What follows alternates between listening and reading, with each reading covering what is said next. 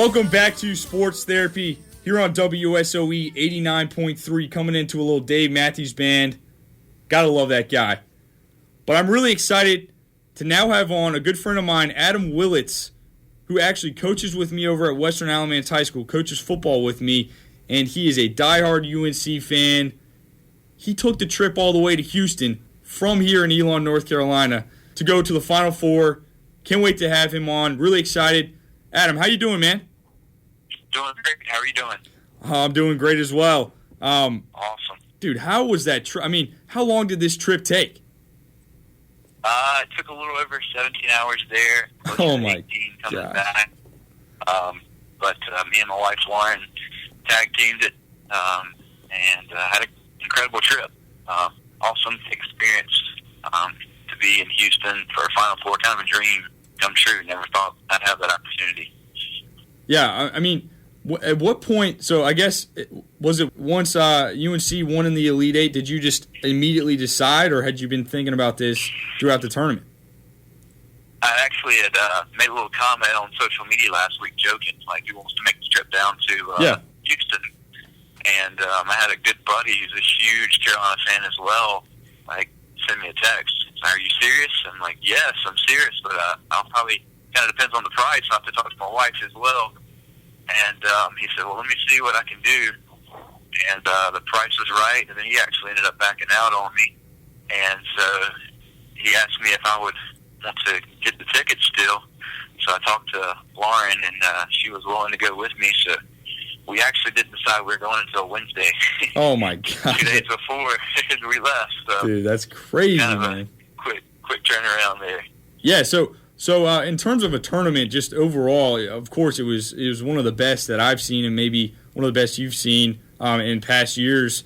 But in terms of UNC, a great season for them, of course, winning out the ACC regular season, ACC championship. Right and left, just hands down a phenomenal season for them. But in terms of make it to the Final Four, of course, a big win in the opener. Against a big opener in the first game of the Final Four, of course, making it to that final game against Villanova. Whew, I mean, what was the atmosphere like in Houston once you got out there? It was incredible, man. Everyone out there was very welcoming. Saturday night was a lot of fun, especially after we drove in like Friday. I was jacked up, probably on like 3 hours rest. But there was nothing like that Monday night. I guess Saturday night you had 4 different crowds there.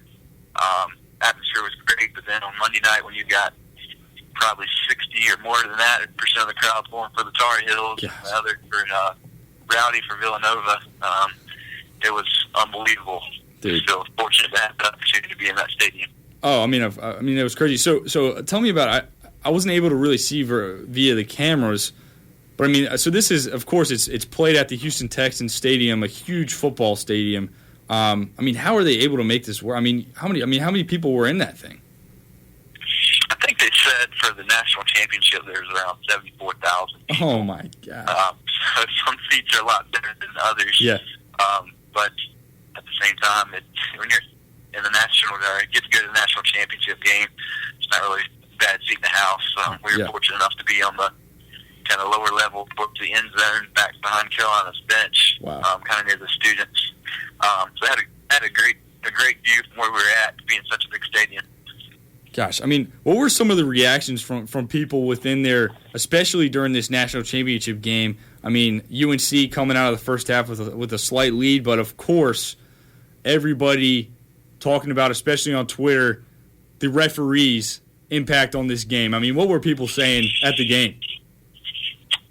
They were being tough on them. It seemed to be hard for the guys to get in a rhythm on both sides. A lot of seemed to be touch fouls at times, but not going to ever be too hard on the referees. Even I guess the big ESPN guys were a little tough on them, but everyone in the crowd was giving them a hard time. Then again, I wouldn't want to be in their position having to call a game like that. No, I mean it was just crazy. I mean, I think what stood out to me as somebody just watching this game at home, I believe in the first half there were like 8 straight calls against Carolina. It just looked, the way it happened, I mean, it really did look like they were just zoning in on the Tar Heels for just kind of some ticky-tacky fouls. A lot of stuff with the hands, just kind of stuff that, in a regular season game, you don't even call. I mean, really, when you're watching basketball, you're like, was that really a foul?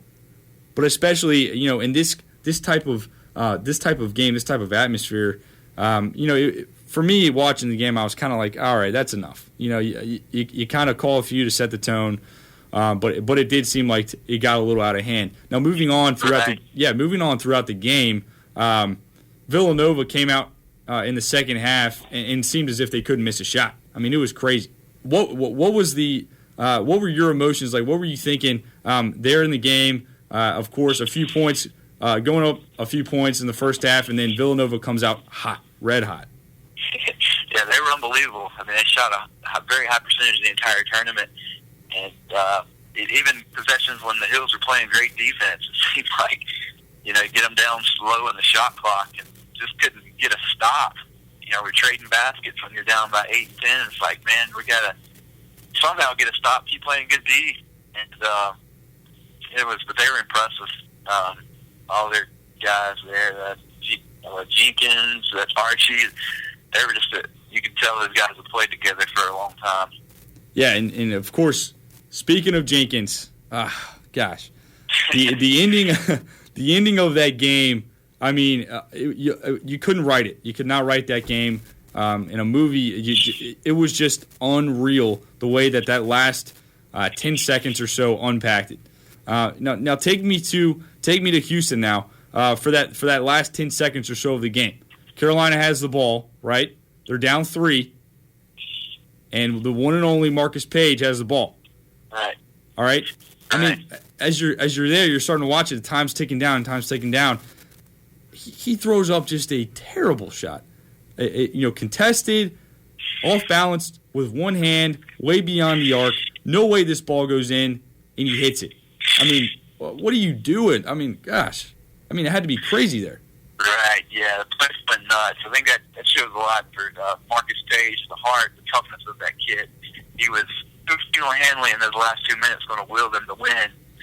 And as incredible as his shot was, you hate to say it, but that last one kind of took the glory from him on that. I hated it for Page, man. He's been an incredible guy to follow basketball-wise. It just seems like a great kid overall, and the way he represents college basketball and UNC and himself. Yeah, a lot of guys have been saying that Marcus Page's shot will be the best shot that nobody will ever remember, that everybody's going to forget about, because as you kind of just mentioned, 4.7 seconds still left on the clock, and Archie brings the ball up, dishes it over to Jenkins, gets a decent look from beyond the arc as time expires, sinks it, game over, Villanova wins.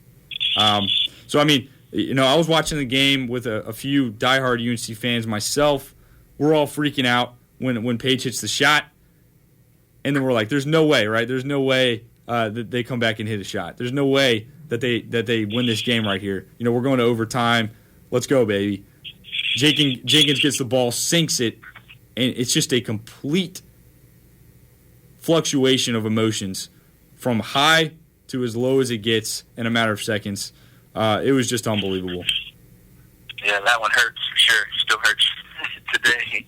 Yeah, but still overall a phenomenal season for the Heels. Would have been great to see them come out with that national championship, especially with Bryce Johnson, heading out and Page, and the list goes on of the guys that contributed to this team this year. You kind of hate to see it in that way. But overall, man, how was overall experience? What would you say in a few words of the Final Four? Unbelievable, man! A dream come true to be able to experience a trip like that. Driving there wasn't ideal, but it was worth every minute. And this is probably a team that I gave the hardest or got onto the most over the last couple of years as a fan, but at the same time, a team that I probably enjoyed more than any other. Just seemed like be a great group of guys, and the improvement of this team with all they had to go through is it's been fun to pull for. Yeah, man. Well, I mean, I think it's incredible that you got to do that, and I'm really excited that I got to have you on here today. Also, really looking forward to this football season for the Warriors at Western Alamance. Really excited to get back out there with you, man. But thanks again for coming on the show today, and I hope you have a great rest of your week. Hey, thank you so much, Cole. You got it, man. So once again, that was Adam Willets, who is an Elon local guy who actually coaches with me over at Western Alamance, coaches football. He was presently there at the Final Four in Houston. He got to see everything unpacked. Just incredible that he was able to see all of that. We're going to go to another quick break here on Sports Therapy. But when I come back, it's time for the What Up With That stories of the day. Don't go anywhere. Come back and listen here on Sports Therapy.